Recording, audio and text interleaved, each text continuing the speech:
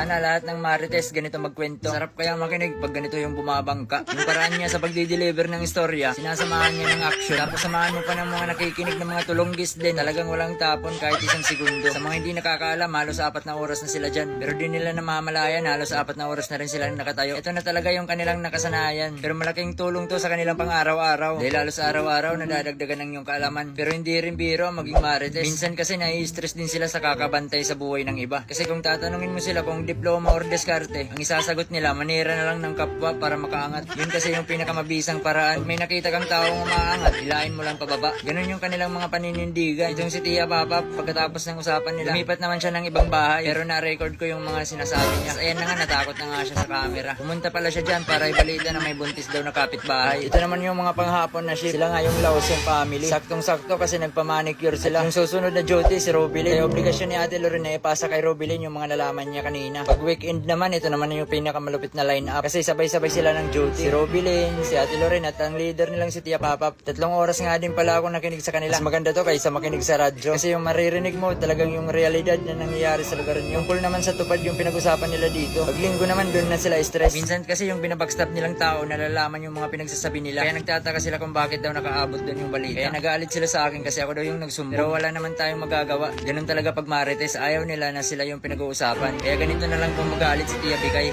Pinagbabato ako ng tsinelas. Di naman nila ako kayang ipabarangay kasi may mga hawak akong video. At rinig na rinig doon yung mga taong pinag-usapan nila. Kaya ito si Tia Papa, ingat na ingat pag may camera akong dala. Meron kasi akong matinding hawak na ebidensya ngayon. Basta parang tungkol yun sa DepEd or sa mga teacher ba. Pero kung may nakikinig ngayon ng mga taga DepEd, huwag muna kayong umaksyon kasi hindi pa to confirm. Tignan nyo, napakyo pa yan napakyo pa. Hindi siya makalabas ng bahay habang nandyan pa ako. Kaso dapat na siya mag-duty. Kaya nagtago muna ako sa kwarto para makalabas naman siya ng lungga. Tapos pumunta ako dun sa harap. Gusto ko lang kasing guluhin yung kanilang mga usapan. Minsan kasi hindi na tama. Pati kapitbahay namin pinagkamalan ba ng mga aswang. Napakasipag talaga to ni Tia Papap kahit inuubo. Pero ito na talaga yung kanilang tradisyon at kulturang nakasanayan na na-adapt nila sa kanilang mga ninuno. Pumunta na naman siya sa ibang bahay. Pero dito di pa rin siya makakalusot sa akin. Bulaga.